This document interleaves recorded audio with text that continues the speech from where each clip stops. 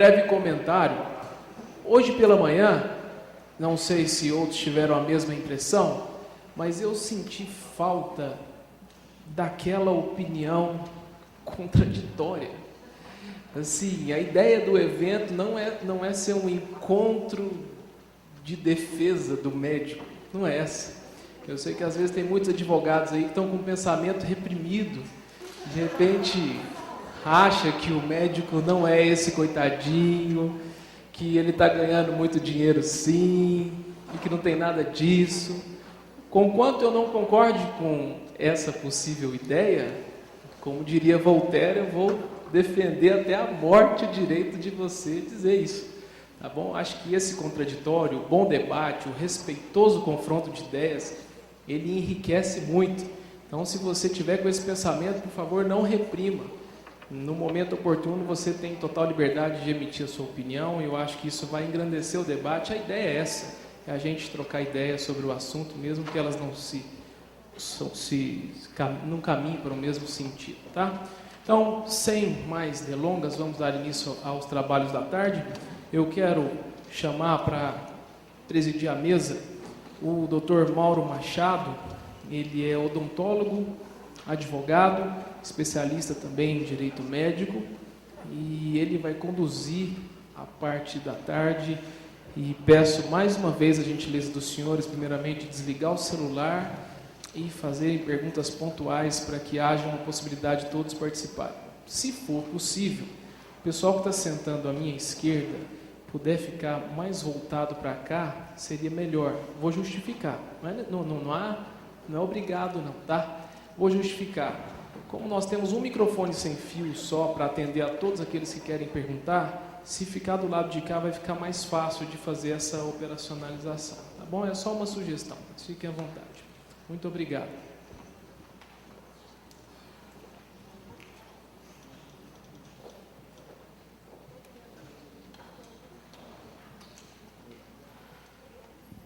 Boa tarde, senhores e senhoras. Primeiramente, eu queria manifestar a satisfação da participação e poder contribuir com o evento, parabenizar o Dr. Marcos Henrique Mendanha e equipe do SEMBRAP pela iniciativa, pela relevância e organização, pela escolha dos temas deste evento. Eu convido para compor a mesa.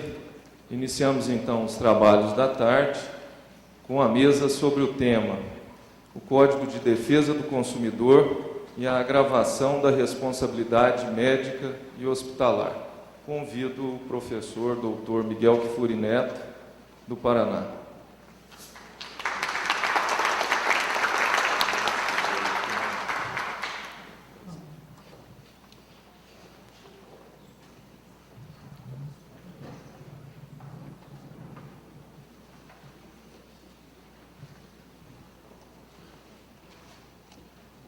Professor Miguel Kfouri Neto é presidente do Tribunal de Justiça do Paraná, desembargador, mestre em Direito das Relações Sociais pela Universidade Estadual de Londrina, doutor em Direito das Relações Sociais pela PUC São Paulo, membro da Comissão de Direito Médico do Conselho Federal de Medicina, professor universitário, autor de obras como Responsabilidade Civil do Médico e Culpa Médica e Ônus da Prova.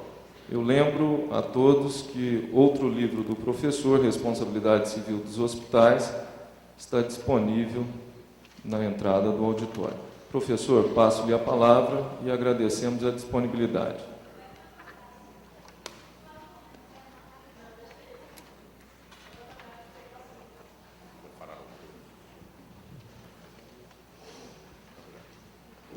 Senhor, boa tarde. Eu inicialmente agradeço mais uma vez esse convite do SEMBRAP, na pessoa do Dr. Marcos.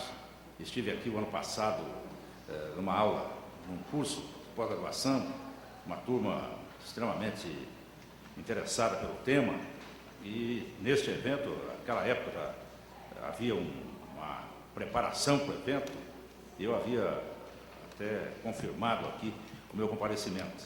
E hoje, com muito prazer, eu aqui venho a Goiânia, né, rever aqui alguns alunos e a nossa querida doutora Hildegard, que é também lá da nossa terra, do Paraná, e nosso estimado presidente aqui da mesa e todos os senhores que aqui se encontram para debater esse tema da responsabilidade civil, médico, hospitalar. E hoje com ênfase nessa agravação da responsabilidade diante dessas disposições do Código de Defesa do Consumidor.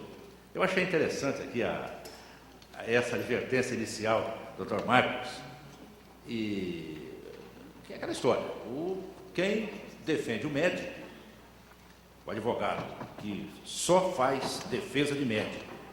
Então, esse é um trabalho que às vezes não admite tergiversação. Quer dizer, é muito difícil no estágio atual, né, aí das questões que permeiam a responsabilidade civil médico hospitalar, o advogado defender, ora o médico, ora patrocinar a vítima, né, aquele que foi lesado num determinado tratamento médico ou cirúrgico, aí uma terapia qualquer. Isso porque existem algumas teorias que não admitem meio termo. Quer dizer, ou nós abraçamos uma certa teoria, ou aquela teoria antípoda, né? A teoria antagônica. Então, por isso que eu, às vezes, conheço alguns advogados em Curitiba, que defendem ora o médico, ora o paciente. Falam, rapaz, você está numa situação difícil, né? Porque você vai ter que advogar teses distintas. Eu digo aos senhores que nós que aplicamos o direito, eu até o ano passado integrava uma das câmaras especializadas em responsabilidade civil, lá no Paraná, a 8ª Câmara, lá são 3, 8ª, 9ª e 10ª, que julgam responsabilidade civil de modo geral, menos responsabilidade do Estado. Plano de saúde, seguro e condomínio. Então, são os 4 temas que essas 3 câmaras apreciam em sede recursal. Então, vem lá os recursos. Então, o que eu vou dizer aos senhores aqui são as minhas observações calcadas naquilo que o nosso tribunal lá no Paraná decide e que a maioria dos tribunais do Brasil também decide. Então, eu quero deixar claro que não tenho, de modo nenhum, algum preconceito, nem favorável, nem contrário, né? A gente procura ser justo, o mais possível, com o profissional e também com o paciente. Eu, até agora, minha família, no ano passado, ganhei uma médica, né? Minha nora, casada com meu filho mais novo, é médica. Então, você pode imaginar que fica uma situação meio difícil. Ser contra médico lá em casa, eu mato sem cachorro. Mas, no tocante à aplicação da lei, o paciente, se ele tem direito, culpa comprovada do médico, não tem escapatória. Claro que o médico será condenado. Então, o que eu queria discorrer, e vou discorrer agora, aí, ainda que sucintamente aos senhores, é essa questão da gravação da responsabilidade médica, à luz do Código de Defesa do Consumidor. Eu estabeleci aqui uma série de anotações e farei essas observações e depois me coloco à disposição, se os senhores tiverem qualquer dúvida, né, sobre isso tudo. Os senhores não têm o menor constrangimento. Eu não sou dono da verdade e o nosso objetivo aqui é discutir ideias, né, e aquilo que os tribunais decidem. Então, os senhores se sintam inteiramente à vontade. Eu li, agora, ganhei um promotor lá do Rio de Janeiro, ele foi o coordenador de uma obra coletiva sobre responsabilidade civil. Negócio interessante, o Ministério Público lá do Rio de Janeiro promoveu durante uns 3 meses, toda sexta-feira, havia 3 palestras, das 11 a 1, das 11 da manhã a 1 da tarde.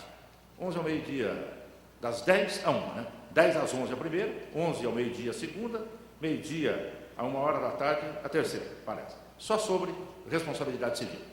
E eu estive lá também discorrendo sobre a responsabilidade civil médico hospitalar.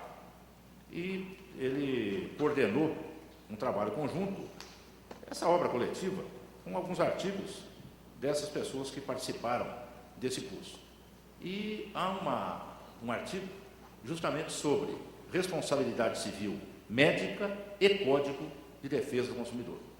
E a autora do artigo começa dizendo: não remanesce nenhuma dúvida, ou não existe mais controvérsia, tampouco nos tribunais, não nos tribunais e tampouco na academia, quanto à incidência do Código de Defesa do Consumidor à responsabilidade civil do médico. Esse é o parágrafo que abre o artigo dessa senhora, moça, que é a autora do artigo, ela é defensora pública lá no Rio de Janeiro. Eu li o artigo inteiro, né? E, é claro, ela não mencionou nem os artigos doutrinários, academia, nem as decisões, quer dizer, não fez aquela necessária nota de rodapé, vide, né, tais acordos, tais artigos doutrinários, para corroborar aquela assertiva inicial. A situação é a seguinte: o artigo 14, parágrafo 4º do Código de Defesa do Consumidor excepciona. Então, vamos verificar, isso aí todos os senhores têm na cabeça, mas só com um ponto de partida. Então, o Código de Defesa do Consumidor, ele diz lá no seu artigo 14, é a responsabilidade decorrente da prestação de serviço. Então, todo prestador de serviço também se responsabiliza pelo serviço mal prestado, deficientemente prestado.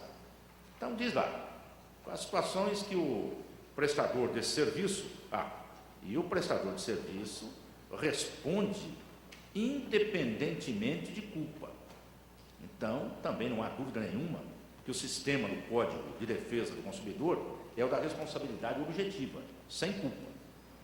Só para a gente lembrar, os senhores têm isso na cabeça, mas nós temos duas representações esquemáticas da responsabilidade civil, objetiva ou essa calcada na culpa, subjetiva.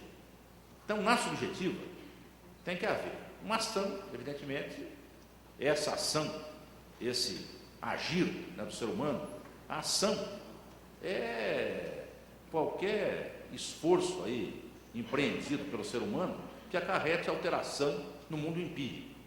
Eu ajo quando modifico a realidade, qualquer realidade que seja. E essa ação, essa atividade, no caso, a ação humana, ela tem que estar impregnada da tal da culpa, que é o fator de atribuição da responsabilidade. Culpa. Não vamos agora entrar em detalhes aí, mas só para a gente lembrar, a culpa é uma transgressão, é um desvio. Então, o cidadão tem lá um padrão de conduta que ele deve observar e ele se desvia daquele padrão. Então, veja, ação culposa, dano. O dano é o elemento indissociável de qualquer demanda de responsabilidade civil. Se não houver dano, não há responsabilidade. E, ligando essa ação culposa ao dano, está o nexo causal. O dano tem que ser causado de maneira necessária e direta por aquela ação impregnada de imperícia, imprudência ou negligência. Esse é o esquema da responsabilidade subjetiva. Veja, o juiz, quando analisa uma demanda onde se imputa ao médico a responsabilidade subjetiva, não só ao médico, a qualquer profissional, ou qualquer pessoa, há uma série de problemas aí. O principal deles é essa prova da culpa. Temos que investigar aquela situação para ver se efetivamente houve uma ação culposa. Se, vamos voltar ao caso do médico, se o médico se desviou de um modelo de conduta que seria o ideal, aquele que nós poderíamos esperar do médico. Vejam que não é fácil. Também não é fácil estabelecer o nexo de causalidade, principalmente quando há concausas. Então, diversas causas incidem ou podem incidir naquele esquema fático ali para ocasionar o dano.